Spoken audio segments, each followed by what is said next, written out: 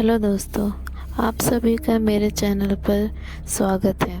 अगर आप ऐसी ही हॉरर या क्रीपी स्टोरी सुनना चाहते हैं तो आप मेरे चैनल पर विज़िट कर सकते हैं। और यदि आपके पास कोई पैरानॉर्मल या मिस्टीरियस स्टोरी है जो मेरे साथ आप शेयर कर सकते हैं और मेरे चैनल पर अपनी स्टोरी सुनाना चाहते हैं तो आप मुझे मेरे इंस्टाग्राम पर शेयर कर सकते हैं। इसका लिंक मैं कमेंट सेक्शन में डाल दूँगी, जहां आप मुझे मैसेज कर सकते हैं, अपनी स्टोरी शेयर कर सकते हैं। तो आज की कहानी शुरू करते हैं।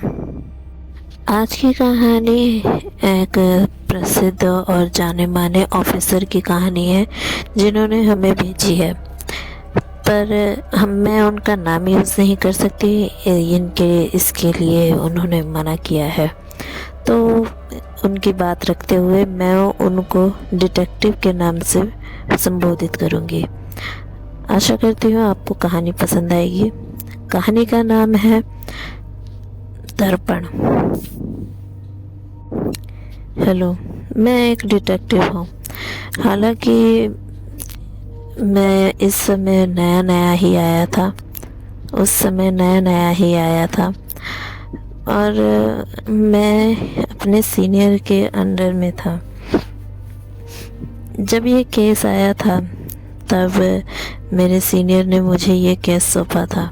उन्हें एक अर्जेंट कॉल आया था कि एक जगह पर एक खून हुआ है, इसलिए उन्होंने मुझे वहाँ पर जाकर उसकी जांच पड़ताल कर रिपोर्ट बनाकर उन्हें देने के लिए कहा गया। तो मैं उस खून वाले घर पर जाकर तफ्तीश करने लगा।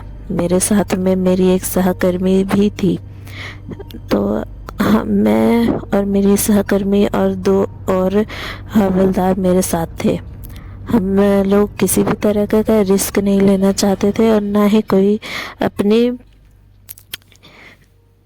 हम लोग अपनी पूरी तैयारी से गए ताकि वहाँ पे हमारे किसी भी तरह के छाप या निशान ना रह जाए। इसलिए हमने हाथों में ग्लव और पैरों में भी ग्लव चढ़ा दिए ताकि किसी भी तरह से हमारा निशान ना आए और केस में भी कोई गलती ना हो। जब हम उस घर में गए, हमने घर में जाने से पहले उस घर की थोड़ी सी जांच पड़ताल करी और आस पड़ोस में भी पूछताछ करी। तो पड़ोसियों से तो यही पता चला था कि अच्छा परिवार है, अच्छे सब कुछ है, किसी भी तरह की कोई खामियां नहीं। पर कुछ हाल ही दिनों में उनके घर में से चीखे चिल्लाने की आवाज़ें आने लगी थी, जैसे मानो वो आपस में ही झगड़ रहे हों और मारपीट कर रहे हों। जब हम उस घर के अंदर गए तो हमने एक बड़ा सा हॉल देखा। हॉल में ही एक किचन भी जुड़ा हुआ था। जैसे जैसे हम अंदर जाते जा रहे थे, हमें कुछ खून के निशान भी मिलते जा रहे थे, जो कि मानो किसी ने घसीटा हो, लाश को घसीटते हुए एक कमरे से दूसरे कमरे लेकर गया हो। जब हम उसका पीछा कर रहे थे उन निशानों का, तो हमें एक कमरा दिखाई दिया। काफ़ी बड़ा था, जैसे मानो किंग साइज कमरा था। उस कमरे में जब हमने एंटर किया तो मेरी तो क्या ही कहूँ, मैं तो परेशानी हो गया, क्योंकि उस पूरे घर में, उस पूरे कमरे में खून ही खून बिखरा हुआ था। हर दीवार पर ही खून बिखर रखा था। जब थोड़ा सा और हम अंदर कमरे में गए तो देखा कि 2 लाशें आपस में गिरी हुई हैं नीचे की ओर, एक दूसरे का हाथ पीछे से खींचते हुए। मैं ये नज़ारा देख के काफ़ी घबरा सा गया था कि आखिर हुआ क्या। जब उसके लाश की हमने थोड़ी सी और देखी, गौर से ध्यान दिया, देखा उसे, तो पता चला कि दोनों हाथ जो हैं वो काफ़ी ज़ोर से खींचे गए हैं, इतने ज़ोर से कि उनके हड्डियां तक अलग हो गई हैं। हड्डियों के जो जोड़ होते हैं वो अलग हो गया है और पीछे की तरफ एकदम ही मुड़ से गए हैं। और ऐसे ही पैर के साथ भी था। पैर के जो पंजे हैं वो पूरी तरह से पीछे मुड़ गए हैं और उनके शरीर पे इतने ज़्यादा गहरे गहरे और लंबे निशान थे कि उनके हड्डियां तक देखी जा सकती थी। वो नज़ारा मैं आज भी नहीं भूल सकता। और उनके पेट में जैसे कुछ शीशे सा ही कुछ खोपा गया था, ताकि जो बची कुची सांसें हैं वो भी ख़त्म सी हो जाएं। मैंने जब थोड़ा सा और देखा तो ये सेम कंडीशन उस आदमी की लाश के साथ भी था। जब थोड़ा सा और देखा तो हमें एक दीवार पर तस्वीरें दिखाई दी। उस तस्वीरों से देख के तो यही पता चल रहा था कि ये दोनों जने हस्बैंड वाइफ हैं, और उनके साथ में 3 बच्चे और थे। हमने उन 3 बच्चों को भी ढूंढने की कोशिश करी। तभी मेरी सहकर्मी जो थी वो ज़ोरों से चिल्लाई। मैंने जब उसकी आवाज़ को फॉलो किया तो पता चला कि वो दूसरे कमरे में थी जहाँ पे बच्चों का कमरा था। जब उस कमरे में हम गए तो उस कमरे की भी हालत सेम माता पिता के कमरे की हालत की तरह ही था। चारों दीवारों पर खून ही खून बिखरा हुआ था, यहाँ तक कि उनका जो बेड था उन पर भी खून बिखरा हुआ था। उस लड़के देख के तो यही पता चल रहा था कि वहाँ एक लड़की की लाश है। जब हमने उसकी लाश को देखा तो पता चला कि काफ़ी दर्दनाक मौत दी गई है, क्योंकि अपराधी ने ज़रा सा भी दया नहीं दिखाई, जैसे मानो उसके शरीर में दिल ही ना हो, जो इस तरह से एक बच्चे को इतनी बुरी तरह से मारा हो। देख के तो यही लग रहा था कि 20 साल की उम्र होगी इस बच्चे की।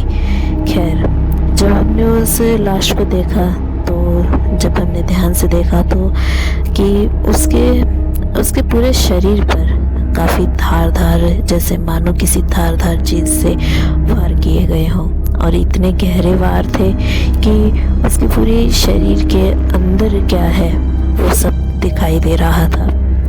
और तो और उसके शरीर पर कुछ जगहों पर मांस का टुकड़ा नहीं था। हाँ, ऐसा ही था। उसके कुछ शरीर पर जैसे मानो गले पर और कुछ उसके हाथ और बाजू पर जैसे वहाँ पर कोई मांस ही ना हो। जब ध्यान से देखा तो वहाँ पर कुछ दांतों के निशान भी दिखाई दिए थे। इतनी बुरी तरीके से नोच खाया था जिस कारण से वहाँ पर मांस ही नहीं बचा, और इतना गहरा था कि उसकी हड्डी भी दिखाई दे रही थी, उसके हाथ की, उसके गर्दन की, उसके पैरों की और उसके पेट की भी। इस दौरान मेरे हवलदार और मेरी जो सहकर्मचारी थी वह आसपास भी देख रही थी। मैं बाथरूम में जाके देखा। जब बाथरूम में नज़र दौड़ाई तो वहाँ पर भी कुछ ऐसा ही नज़ारा था। पूरे फर्श पर खून ही खून था। एक बाथटब भी था जो पूरी तरह से खून से लथपथ हो रखा था, खून के पानी में भरा हुआ था। जब थोड़ा ध्यान से देखा तो पता चला कि उसमें भी एक लाश है। जब उस लाश को हमने बाहर निकाला तो समझ में आया कि ये एक लड़की की लाश है। हाँ, एक लड़की। उस लड़की का पूरी तरह से हाथ और पैर मोड़ रखे थे, पूरी इस तरीके से कि पूरे उसके हाथ के हथेली तक उसके हाथ पूरी तरह से मोड़ रखा था। उसकी पूरी हथेली ही उल्टी मोड़ चुकी थी। उसके पैर जैसे मानो बहुत ज़ोरदार से खींच दिया हो कि उसकी हड्डियां तक अलग हो गई। उसके गर्दन पर भी कोई मांस नहीं था कि मानो वहीं से काट के निकाल दिया हो। उसका सर इतनी बुरी तरीके से तो फोड़ दिया था दीवार पर, जैसे मानो क्या ही बताऊं। वो नज़ारा भी आज तक बड़ा दर्दनाक है। जब भी मैं उसे सोचता हूँ तो कि इतनी बुरी तरीके से आखिर कोई क्यों इतना मारेगा। खैर, जब मैंने उस लाश को थोड़ा सा और ध्यान दिया तो पता चला कि उसकी गर्दन पे भी किसी तरह का कट का निशान है, जैसे मानो किसी धार चीज़ से काटा गया हो, या चाकू या तलवार जैसी कोई चीज़। जब ये सब हो गया तो मेरी सहकर्मचारी उसके और आज इधर उधर जांच पड़ताल कर रही थी। तब उसने देखा कि वहाँ पर कि उस बाथरूम में एक सीसीटीवी कैमरा भी लगा हुआ है। ये देखकर वह बहुत ज़्यादा ही अजीब सा महसूस हुआ। आखिर बाथरूम में सीसीटीवी कैमरा क्यों? खैर, जब उसके सीसीटीवी को खींचा गया तो थोड़ी सी वायर कनेक्ट कर दिखाई दी। जब हमने उस वायर को खींचते खींचते जब आगे बढ़े तो हमने उससे एक कमरा अटैच देखा। उस कमरे की तरफ हम गए तो वो एक बेसमेंट की ओर जा रहा था। हमने और वो पर समस्या ये थी कि वो बेसमेंट का ताला लगा हुआ था। ये समझ पाना बड़ा मुश्किल था। खैर, हम लोगों ने कोशिश करी कि उस ताले की चाबी मिल जाए। हमने इधर उधर देखा कि तभी मेरे एक हवलदार की आवाज़ आई जो मुझे बुला रहा था। जब मैंने उस हवलदार के पास पहुंचा तो वहाँ पर एक छोटी सी बच्ची की भी लाश मिलाई दिखाई दी जो बालकनी में आधे लटकी हुई थी। जो बालकनी में आधी लटकी हुई थी। हाँ, जब उसकी लाश को जब खींचा गया तो उसकी लाश में ऐसा लग रहा है जैसे उसके शरीर में कोई हड्डी ही ना हो, क्योंकि वो इस तरीके से भी जैसे उठ जा रही थी जैसे मानो एक कंबल सा आराम से उठा दिया गया हो। जब उसका और ध्यान से देखा तो उसका पूरा जबड़ा पूरी तरह से नोच दिया था, नीचे तक लटक रहा था। मैं बहुत ज़्यादा ही दहशत में हो गया था। आखिर ये किस तरह का अपराधी था कि एक छोटी सी बच्ची के साथ इतना बुरा हाल कर दिया। उस बच्ची के आंखें नोच खाई थी, नोचे डाली थी, उसके सारे दांत खींच दिए थे, उसके कान भी काट दिए था। एक छोटी सी बच्ची के साथ में इतना दर्दनाक हादसा, इतने दर्दनाक तरीके से खून क्या हो गया हो, पता नहीं ये किस तरह का अपराधी था जो इतनी भयानक तरीके से इस पूरे परिवार को मारा। खैर, जब इस सब के बाद मैंने रिपोर्ट बनाकर अपने ऑफिसर को दी तो मेरे सीनियर ऑफिसर का भी यही कहना था, आखिर ये किस तरह का अपराधी है, आखिर इस परिवार की क्या किसी से इतनी भयंकर दुश्मनी है कि कोई इतनी बुरी तरीके से उनकी मौत और उनके बच्चों की इतनी बुरी तरीके से हत्या करेगा। जब इस बारे में मेरे सीनियर ने ये सब कहा तब साथ ही साथ उन्होंने मुझे ये ऑर्डर दिया कि इस परिवार की पूरी जानकारी निकाली जाए कि आखिर ऐसा क्या है और क्यों है कि कोई इतनी बुरी तरीके से इनकी मौत करे। मैंने जब इस परिवार की पूरी जांच निकाली तो पता चला कि ये एक साधारण परिवार ही है जो इस मकान में नया नया ही आया था। मुझे तो एक सवाल और था, आखिर वो बेसमेंट का रास्ता वो कहाँ था?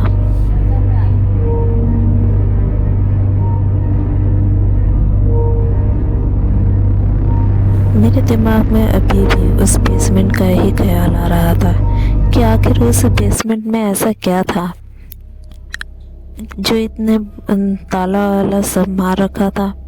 क्योंकि वहाँ पे सिर्फ गौर करने वाली बात यही थी कि वहाँ पर सिर्फ एक ताला नहीं था, वहाँ पे 3-4 ताले थे। जब मैं दोबारा उस घर में गया और वहाँ पर मैंने काफ़ी खोजबीन करी कि उस ताले की चाबी मिल जाए। मैंने जगह जगह देखा, कमरे में गया, रसोई में गया, यहाँ तक कि सोफ़े के नीचे भी मैंने देखा। उन्होंने कारपेट भी बिछाया हुआ था, मैंने उसके नीचे भी देखा, पर उस ताले की चाबी नहीं मिली। फिर मुझे उस ताले को तोड़ने के लिए परमिशन की ज़रूरत थी। तब मैं वापस अपने ऑफिस आया और अपने सीनियर से बात करी। जब मुझे उसकी परमिशन मिली तब मैंने उस ताले को तोड़वा दिया, और जब तोड़वाया तो वहाँ हमने पाया कि हर दीवार पर ही शीशे लगे हुए हैं। जब हम और अंदर जाते गए तो उस पूरे कमरे में नीचे जाते जाते उस पूरे बेसमेंट में हर जगह पर शीशे ही थे, पूरी दीवार पर। एक भी ऐसी जगह नहीं छोड़ी थी जहाँ शीशे ना लगे हों। मेरे मेरे दिमाग में ये बात तो बड़ी अजीब लग रही थी कि आखिर ऐसा क्यों है, आखिर ऐसा क्या भी है। मुझे लगा शायद इन लोगों का जो है, शायद शीशे बनाने का कोई काम होगा जो सीक्रेट रखा हो, क्योंकि इस बारे में हमें कुछ भी जानकारी नहीं मिली थी। और जब हम अंदर जाते गए तो पता नहीं क्यों, पर एक बहुत ही भयंकर और बहुत गंदी बदबू आ रही थी। जब हम अंदर गए तो हमने पाया कि वहाँ पर पूरा एक घर सा जैसा बन रखा है, पूरा अंडरग्राउंड घर बन रखा है। वहाँ पर किसी भी तरह की कोई रोशनी नहीं थी, पर एक छोटी सी खिड़की थी जहाँ से थोड़ी सी रोशनी आ रही थी, जिससे कि सारा कुछ देखा जा सकता था। वहाँ नीचे काफ़ी बड़ा कमरा था, कमरा कहूँ या पूरा एक घर, क्योंकि वहाँ पर एक किचन, एक बेडरूम और एक बाथरूम था, जैसे मानो यहाँ पर कोई रह रहा हो काफ़ी सालों से। यहाँ पर एक बहुत ही गंदी बदबू भी आ रही थी, जिससे सह पाना बड़ा मुश्किल था। इसलिए मैं अपने मुंह पर रुमाल बांधकर आगे बढ़ा। आगे चलते चलते मेरे पैर ऐसा लगा जैसे किचकिच सी आवाज़ें आ रही हो। जब नीचे मुड़कर देखा तो पता चला कि नीचे काफ़ी ज़्यादा गीला हो रखा है फर्श। आगे समझ नहीं पा रहा था क्योंकि काफ़ी ज़्यादा काला भी था, काफ़ी अजीब सा और घिनने सी लग रही थी। खैर, मैं जब आगे बढ़ा तो मेरे दिमाग में एक बात आई कि आखिर यहाँ पे रोशनी और खिड़की होने का क्या मतलब, क्योंकि ये तो बेसमेंट है ना, तो बेसमेंट में तो रोशनी का कोई नामो निशान नहीं होना चाहिए था। फिर जब मैंने ध्यान से देखा तो पता चला कि वो खिड़की एक सुरंग की तरह है जो बाहर के रास्ते से जुड़ी हुई है और वहाँ से रोशनी आ रही है। जब उस खिड़की में मैं गया, उसे खोलकर मैं उसके अंदर घुसा और जब मैं चलता गया तो वो काफ़ी लंबी गर्दन थी। मैं उसे चढ़ नहीं पा रहा था। उससे यही पता चल पा रहा था कि वहाँ से चढ़ पाना नामुमकिन था। तब मैं वहाँ से बाहर निकला और कमरे से फिर मैं बाहर आया, बेसमेंट से बाहर आया और मैं कमरे में आया। कमरे में आकर मैंने महसूस किया कि यहाँ पर कुछ तो ठीक नहीं है। मैं समझ नहीं पाया कि क्या बात थी। शायद यहाँ पे हाल ही में खून हुआ है, इस वजह से मुझे अजीब सा महसूस हो रहा था।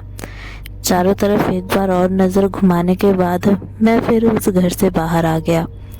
बाहर आके फिर मैंने कहा कि मैंने अपनी घड़ी की तरफ नज़र घुमाई। वहाँ तब शाम के कुछ 6 बज चुके थे, इसलिए ये टाइम मेरे घर जाने का था। इसलिए मैंने गाड़ी ली और वापस मैं अपने घर चला गया। पता नहीं क्यों, पर गाड़ी चलाते वक्त मुझे बड़ी बेहोशी सी महसूस हो रही थी, जैसे मानो कुछ नींद आ रही हो या शायद पता नहीं, पर नशा सा छा रहा था। इसी वजह से फिर मैंने आराम से ही गाड़ी चलाई ताकि कहीं एक्सीडेंट होने का कोई आसार ना हो। मैं जैसे तैसे घर पहुंचा। घर में आते ही मुझे काफ़ी सुकून मिला। मैंने भगवान जी के आगे हाथ जोड़ा और खाना खा के मैं सो गया। अगले दिन जब मैं ऑफिस गया तो मैंने सर को हेलो करके और उनसे उन केस के बारे में पूछा तो उन्होंने कहा कि अभी भी अपराधी मिला नहीं है, उस पर तफ्तीश हो रही है। मुझे उसके बाद एक दूसरे केस पे लगा दिया गया। मैं उस समय अपने उस केस पे बिज़ी हो गया था, इसलिए मैंने इस केस पर ध्यान नहीं दिया। इस दौरान काफ़ी कुछ हुआ मुझे, पर मैंने इस सब पे ध्यान नहीं दिया। फिर उसके बाद मैंने कई केसेस अपने सॉल्व करे और अपने काम में, रोज़मर्रा के काम में लग गया। कुछ 2-3 महीनों बाद मुझे सुनने में आया कि मेरे साथ में जो ऑफिसर उस वक्त था,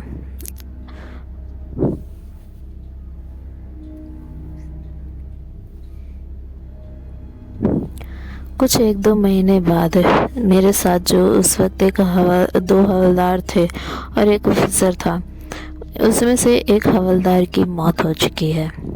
मैं ये सुन के थोड़ा हैरान हो गया कि आखिर ऐसा क्यों। मैंने जब अपने सीनियर से बात करी तो उन्होंने बताया कि पता नहीं, उसकी अचानक ही हार्ट अटैक से मौत हो गई। उसके शरीर पे अजीब तरीके के निशान थे, जैसे कि उस केस में उन परिवार के सदस्यों के शरीर पर थे।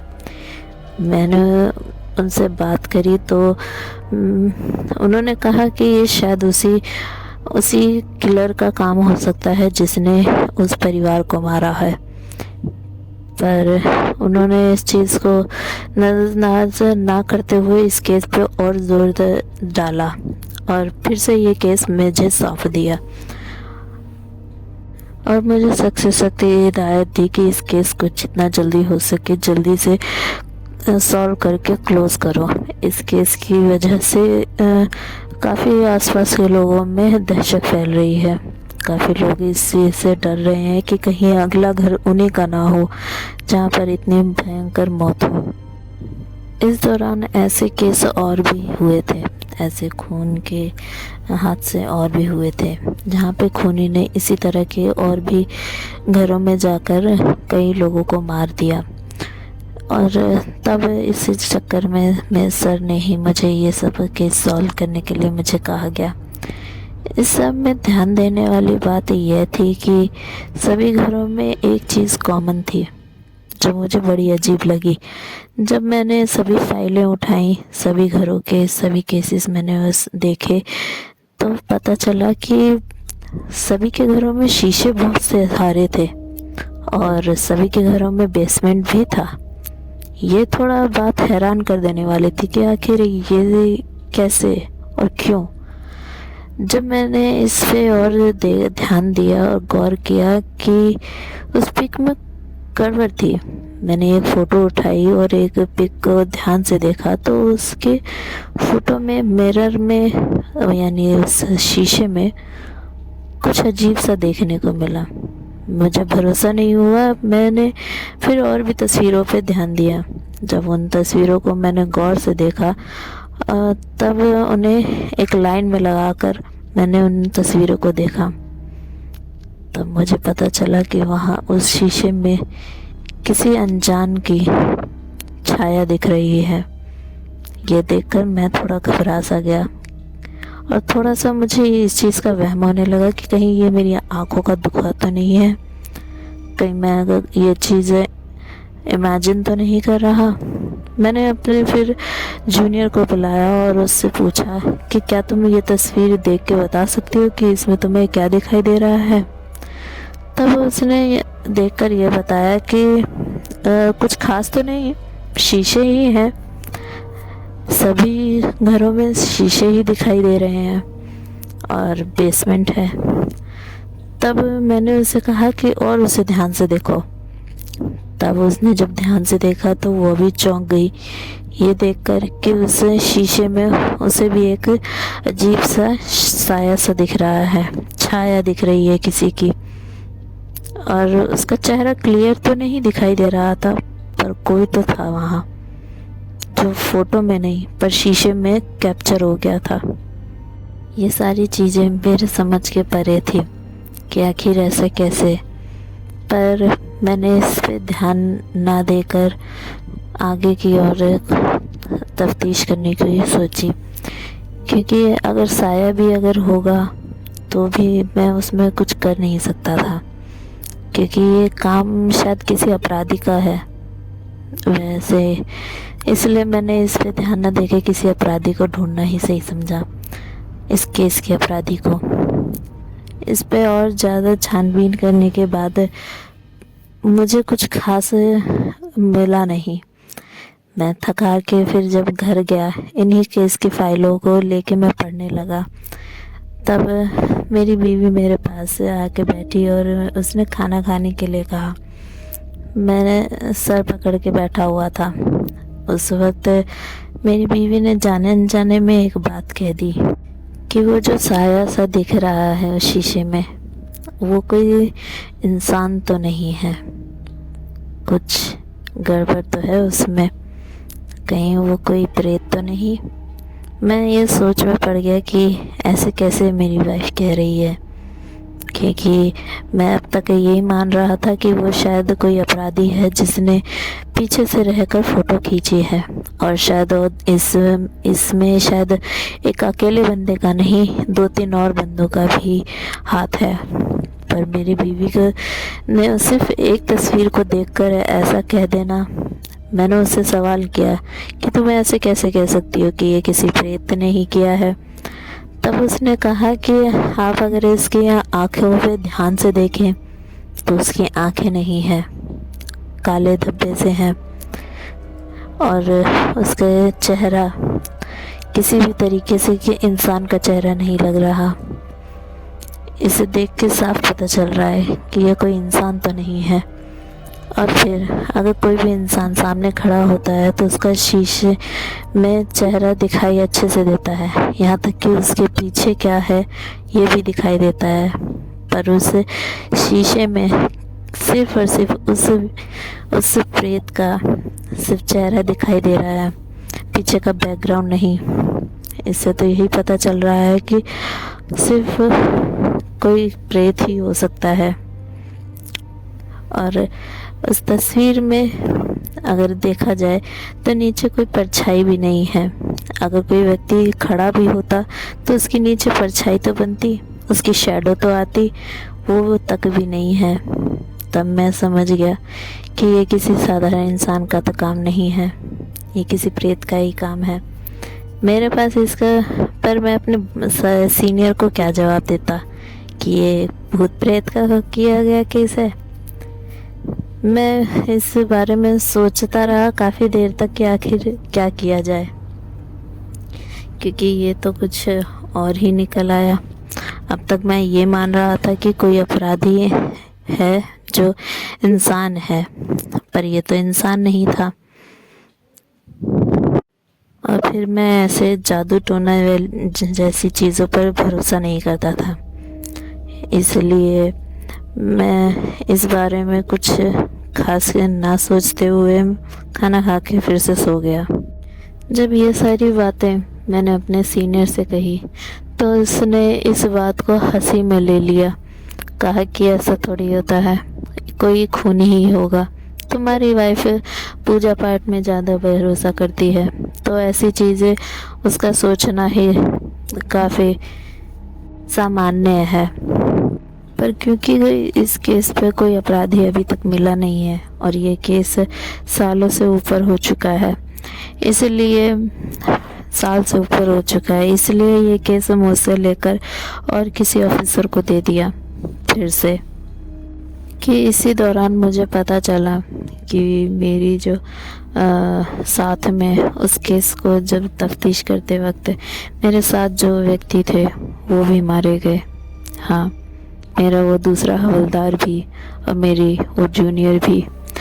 अब मैं थोड़ा सा घबराने से लगा था, घबराने और डर में जीने लगा था, क्योंकि अगला मैं ही था जिसका खून होने वाला था। मैं इस चक्कर में कई दिनों से ऑफिस नहीं जाना छोड़ दिया था। मैं अपनी वाइफ को भी कुछ बता नहीं सकता था। वो हर बार मुझसे पूछती कि आज आप ऑफिस नहीं जाएंगे, आज आप काम पे नहीं जाएंगे, पर मैं उसे क्या बताता कि जिस केस पर मैं काम कर रहा था आज वही केस मेरे लिए मौत का सामान बन गया है। मैं जब भी किसी आईने के सामने या किसी दर्पण के सामने खड़ा होता तो हमेशा मुझे इसी चीज़ का डर रहता कि वो मेरे दर्पण से बाहर निकल के मुझे मार देगी। इतना समय हो चुका था, इतने समय में मेरी बीवी समझ चुकी थी कि आखिर कोई बात तो है कि जो इन्हें अंदर ही अंदर खाए जा रही है।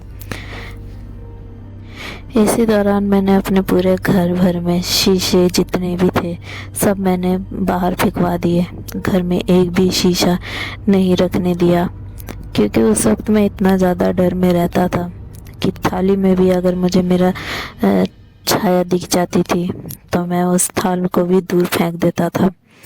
मैं इतना ज़्यादा डर चुका था, मैं बस मरना नहीं चाहता था। इसीलिए फिर एक दिन मेरी वाइफ ने मुझसे पूछ ही लिया कि आखिर ये सब क्यों हो रहा है, आखिर आप इतना ज़्यादा क्यों अपनी ही आकृति से डर रहे हैं।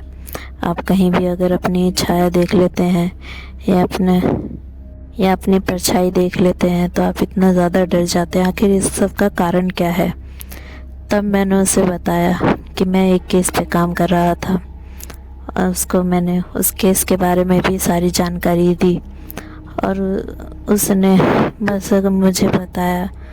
और जो उसने बताया मैं सोच के हैरान में पड़ गया कि ये चीज़ें काम में कर सकती हैं। तब मेरी वाइफ ने कहा कि हाँ, उसका एक छोटा सा नमूना उसने मुझे दिखाया। शिव जी का महामृत्युंजय उसने कुछ देर जाप किया मेरे सर पे हाथ रखते हुए और मेरे सिर पे शिव जी की थोड़ी सी भभूति भी लगाई, जिससे कि मेरा सारा डर और घबराहट दूर हो गई। और उसने मुझे यह सलाह दी कि हनुमान चालीसा मैं हर बार पढूं, कहीं भी जाऊं तो भी मैं हनुमान चालीसा एक बार पढ़ कर जाऊं और अपने पास हनुमान चालीसा की एक पुस्तक भी साथ में लेके रखूं। जब उसने मुझे इस सभी चीज़ों का समाधान बताया कि शायद उस बेसमेंट में ही कुछ ऐसा घटित हुआ है जिसकी वजह से ये सब हो रहा है, उसने मुझे इसका समाधान भी दिया। कि इसी दौरान मेरे मन में एक सवाल आया, आखिर मेरी बीवी को ये सब कैसे पता है। तब उसने मुझे जवाब दिया कि मैं भले ही भगवान जी की पूजा वगैरह करती हूँ, पर उसमें भी मैं शिव जी का, हनुमान जी का, भैरव जी का और भी ऐसे अन्य देवी देवताओं का भी मैं पाठ पूजा करती हूँ, जिससे कि मुझे थोड़ा बहुत ही सही पर भूत प्रेतों से कैसे निपटा जाता है उसके बारे में भी मुझे हल पता चलता है। इसी वजह से मैं ये सब जान पाई। तब मेरी वाइफ कुछ चूड़ी थाली में ली, थाल एक सजाई जिसमें नींबू और ये पता नहीं और भी क्या क्या चीज़ें थी। कुछ हवन का सामान ले रखा था और एक साड़ी भी ली हुई थी। मैं ये बात समझ तो नहीं पाया आखिर वो करना क्या चाह रही है। क्या मेरी बीवी काला जादू करना चाहती थी? खैर, जो भी था उसने वो सारा सामान इकट्ठा किया, मैं भी उसके साथ गया और उस पहले केस के घर में गया मैं। और उसके घर में जाकर मेरी वाइफ ने साथ ही साथ एक घासलेट भी तैयार करी हुई थी और कुछ चंदन की और आम की लकड़ियाँ भी ली हुई थी। उसने उस बेसमेंट में वो आम की लकड़ियाँ पेट्रोल में उस घासलेट में डुबाकर उस बेसमेंट में फेंक दी और वो सारी घासलेट भी उसी में उड़ेल दी और एक पूरा ही उसी के दरवाजे के सामने हवन करने लगी और शिव जी की, महामृत्युंजय की पूजा करने लगी, जाप करने लगी और हनुमान जी की भी चालीसा साथ में जाप करने लगी। हालांकि मैं उन शब्दों को समझ नहीं सकता था, पर उसके जाप करने से मेरे मन को बड़ी शांति सी मिल रही थी, जैसे मानो मेरे ऊपर से कोई बहुत बड़ा बोझ उतर गया हो। उसने फिर जब ये सब डाल दिया तो उस हवन की अग्नि से ही एक अग्नि की लकड़ उठाकर उसने उस बेसमेंट में फेंक दी। वो बेसमेंट पूरा जल गया और जब वो बेसमेंट जलने लगा तो उस पूरे घर को भी आग पकड़ने लगी। हम उस घर से बाहर आ गए। उस घर से पता नहीं क्यों पर बहुत ज़ोर ज़ोर से चीखें आने लगी थी। हालांकि उस घर में कोई रह नहीं रहा था। वह एक अबैंडन हाउस था। उस घर को छोड़ दिया गया था। इस घर में इतने सारे हादसे हुए थे, इसलिए यहाँ पर कोई रहना नहीं चाहता था। उस घर के जल जाने के बाद काफ़ी सारे चीखें जो सुनाई दे रही थी, उससे समझ में आ रहा था कि कोई सिर्फ एक अकेले की छाया नहीं थी, कोई माया नहीं थी। यहाँ पर कई सारी लाशें थीं, कई सारों की मृत्यु हुई थी यहाँ पर। हालांकि इस बारे में मैं आज तक नहीं जानता कि आखिर हुआ क्या था, पर जब वह आग ठंडी हो गई तब उस जगह पर मुझे एक अजीब सी ही आकृति सी दिखाई दी। जब वह घर पूरा जल के खाक हो गया था, जब मैंने उस आकृति के सामने गया तब मैं समझ नहीं पाया कि आखिर हुआ क्या, पर कुछ वक्त के लिए ऐसा लगा जैसे मानो समय ही रुक गया हो और वह आकृति मुझे कुछ बताना या दिखाना चाहती है, कुछ तो बताना ही चाहती थी। इसलिए उसने अपना हाथ का इशारा करते हुए मुझे एक जगह पर जाने के लिए कहा। जब मैंने उसके हाथ के इशारे को फॉलो किया, पीछा किया, तब मैंने पाया कि वहाँ पर एक नज़दीक में ही एक छोटा सा गड्ढा हो रखा है। जब मैंने उस गड्ढे को खोदा तब मैंने पाया कि वहाँ पे किसी की डायरी है। जब मैंने वो डायरी उठाई और उसे पढ़ने लगा तब समझ में आया कि आखिर ये सब क्या है। मैं उस डायरी को लेकर अपने घर चला गया था अपनी वाइफ के साथ। तब उस डायरी का राज हमें पता चला कि आखिर इस घर में हुआ क्या है। इस डायरी के साथ साथ उस घर का भी राज पता चला था, क्योंकि कई सालों पहले जब राजा महाराजाओं का समय था तब यह अंग्रेज जब हमारे देश पर जब आए थे, हमला करा था उन्होंने, तब ये घर उस समय का था। इस घर में 2 परिवार रहते थे, एक साथ ही, जो अंग्रेज लोग और हिंदू लोग दोनों रहते थे। पर उसमें आपसी मेल ना होने की वजह से वे हर वक्त आपस में लड़ते रहते थे, जिस कारण से उन लोगों ने हिंदुओं को बेसमेंट में रख दिया।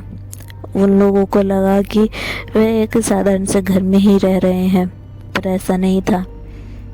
उनके साथ ज्यादती हो रही थी, उन्हें बंद कर दिया जाता था। ये सब उस डायरी में था, क्योंकि वो डायरी एक छोटी सी बच्ची ने लिखी थी, जो उस दौरान बड़ी भी हुई थी। जब उसके माता पिता गुजर गए तब उसने और भी आगे लिखा कि वह रोज़ाना उसे पीटा करते थे, मारा करते थे, पर जब उसकी मौत अचानक से हो गई तब उसकी आत्मा को शांति नहीं मिली थी और उसने फिर अपना बदला लेना चाहा और उसने लिया भी, पर उसे यहाँ पे शांति नहीं मिली। वह हर उस आदमी या इंसान को मारती थी जैसे जो भी उसे परेशान करता, या फिर इस घर में कोई भी पूजा पाठ या मंदिर बनाने की भी कोशिश करता, या फिर पर मैं ये नहीं समझ पाया कि आखिर उस घर में शीशे क्यों थे।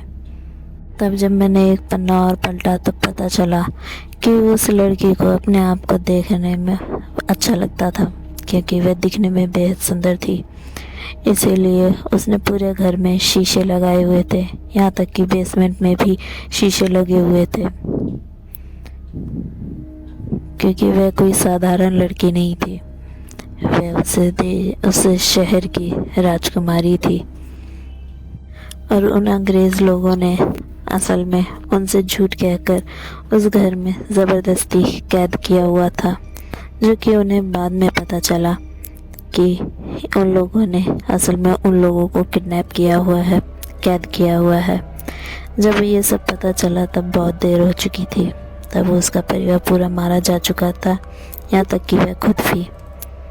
पर वह ये सब बर्दाश्त नहीं कर सकती थी कि कोई झूठा या फिर कोई ऐसा इंसान उसके घर में रहे जो बुरा हो या फिर बुरी नीयत वाला हो। इसीलिए उसने हर उस परिवार के सदस्य को या परिवार को मारा जिसकी बुरी नीयत थी। यह केस आज भी अनसुलझा हुआ है। आज भी ये केस ऑफिस में पुराने दस्तावेजों के साथ में नीचे फाइलों में दबी हुई है, पर ये केस आज भी सुलझ नहीं सका। जब भी मैं इस बारे में सोचता हूँ तो हर बार ये सोच के रो पड़ता हूँ कि आखिर उस परिवार की गलती क्या थी जो यूं ही बेवजह मारा गया, या उस राजशाही परिवार की क्या गलती थी। और सबसे ज़्यादा खौफनाक उस छोटी सी बच्ची की क्या गलती थी जिसके इतनी बुरी तरीके से मौत मिली। आज भी अगर कोई केस हत्या का मेरे पास आता है तो मैं ये मान के चलता हूँ कि ये ज़रूरी नहीं है कि ये किसी साधारण इंसान का काम हो, ये किसी असाधारण आत्मा का भी या प्रेत का भी काम हो सकता है। इसी के साथ आज की कहानी यहीं समाप्त होती है। आशा करती हूँ आपको ये कहानी पसंद आएगी। धन्यवाद।